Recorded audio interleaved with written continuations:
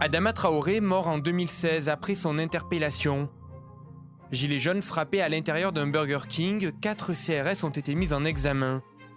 Cédric Chouviat, mort en janvier dernier après un contrôle routier filmé. Autant de drames où les méthodes des policiers sont mises en accusation. Je voulais prendre la parole pour m'adresser directement au président de la République, M. Emmanuel Macron, parce que j'ai certaines interrogations, mes frères et sœurs et moi, concernant la suspension des 4 policiers qui ont tué notre père. On ne comprend toujours pas pourquoi ils n'ont pas été suspendus. Également, on ne comprend pas pourquoi la technique d'interpellation, qui est la clé d'étranglement, n'a toujours pas été interdite. La question des violences policières est à la une de l'actualité. Mais vous savez quoi? Il y a en France un drame qui hante les forces de l'ordre depuis 34 ans, la mort de Malik Oussekine. Bis Repetita, un podcast BFM TV raconté par Simon Buisson.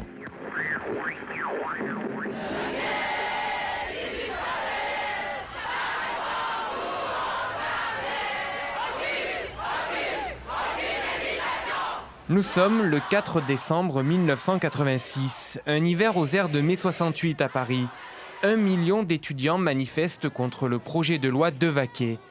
Alain Devaquet, c'est le ministre de l'Enseignement supérieur chargé par son Premier ministre Jacques Chirac de mettre en œuvre une loi de libéralisation de l'université et de sélection des étudiants.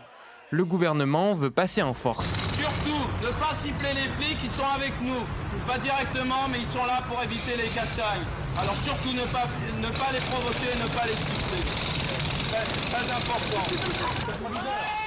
Depuis mi-novembre, le climat est électrique. Ce 4 décembre, des manifestants et les forces de l'ordre s'affrontent en fin de journée sur l'esplanade des Invalides. C'est 5 ou 6 mecs casqués, avec les lunettes, avec des matraques, donc ils sont bien venus là pour faire ça. Casqués, lunettes, matraques, tout le matériel. Et c'était pas des étudiants ou des gens du service d'ordre? Les étudiants ne sont pas là pour se battre. On n'est pas là pour se battre, on s'est assis nous, on s'est assis.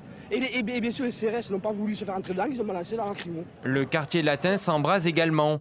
À l'époque, les manifestants sont dispersés par le très redouté peloton de voltigeurs motoportés. 2 CRS, un au guidon des petites motos Honda rouges, l'autre à l'arrière armé d'un long bâton, un bidule. Dans ce contexte ultra tendu, les CRS évacuent la Sorbonne dans la nuit du 5 au 6 décembre. Un groupe de manifestants repliés sur le quartier latin après l'évacuation dans le calme de la Sorbonne par les forces de l'ordre dresse des barricades et incendie les voitures à l'angle de la rue de Vaugirard et de la rue Monsieur-le-Prince. Dans les rues du quartier latin, un jeune homme court apeuré dans la nuit. Il s'appelle Malik Oussekine. Les voltigeurs qui ratissent les alentours à la recherche de prétendus casseurs prennent en chasse ce garçon sans histoire. À 22 ans, Malik n'est pas un manifestant, n'est pas un militant. Au numéro 20 de la rue Monsieur-le-Prince, un fonctionnaire du ministère des Finances, Paul Bézelon, lui ouvre la porte de son immeuble pour qu'il se cache.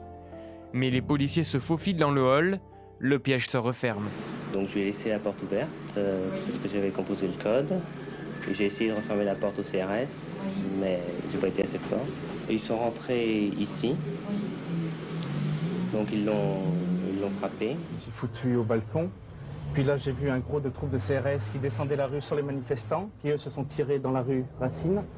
Puis les CRS sont restés quelques secondes et puis on continue à les poursuivre. Et à ce moment-là, quelques secondes après encore, j'ai vu 3 CRS sortir de cet immeuble avec un mec qu'ils ont littéralement tabassé de façon extrêmement violente.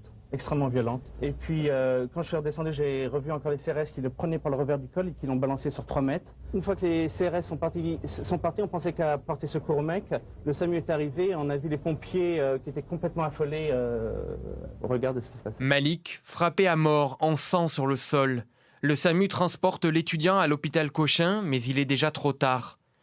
Maître Kiejman, l'avocat de la famille Oussekine. Nous avons pu voir dans ce dossier une déclaration du médecin régulateur du SAMU dont je vous lis les quelques lignes. Parlant de Malik, le médecin régulateur dit ceci.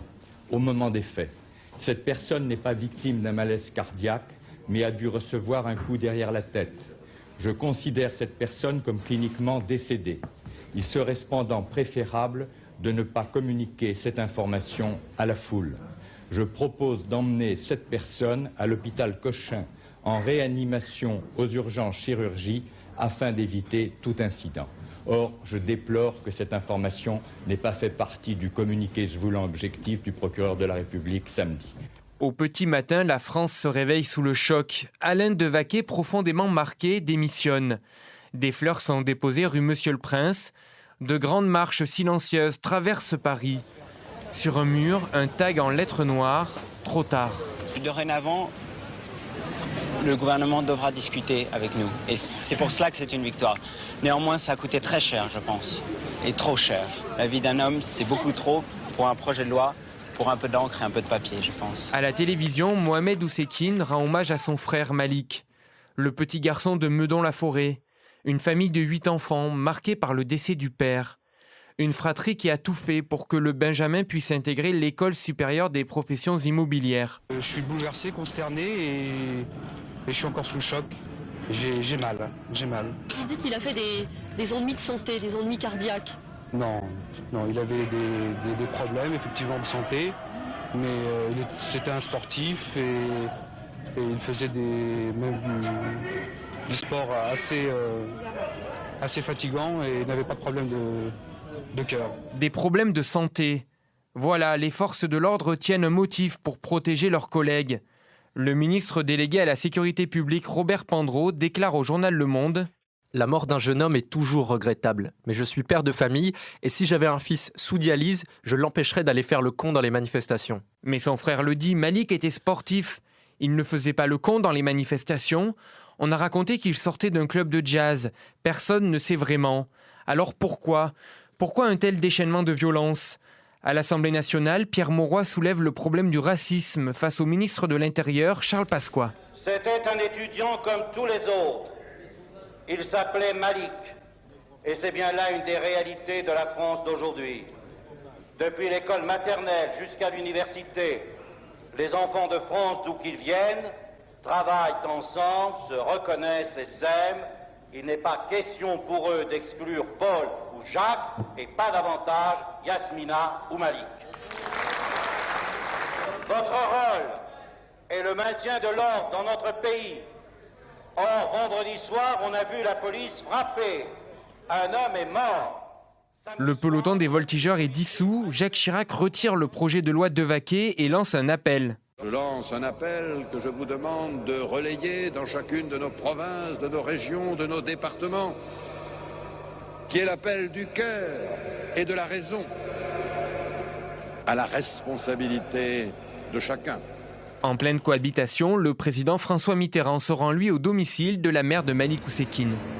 J'ai voulu apporter à cette famille en deuil le témoignage de la nation et lui dire personnellement ma peine devant ce grand malheur.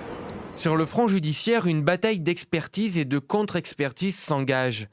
En 90, un brigadier chef et un gardien de la paix sont condamnés à des peines de 5 et 2 ans de prison avec sursis par la cour d'assises de Paris pour coups et blessures ayant entraîné la mort sans intention de la donner. Malik Oussekine est bien mort sous les coups des policiers.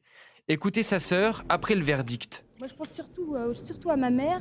Je vais rentrer, je vais lui dire, voilà, les types qui ont tué Malik sont libres.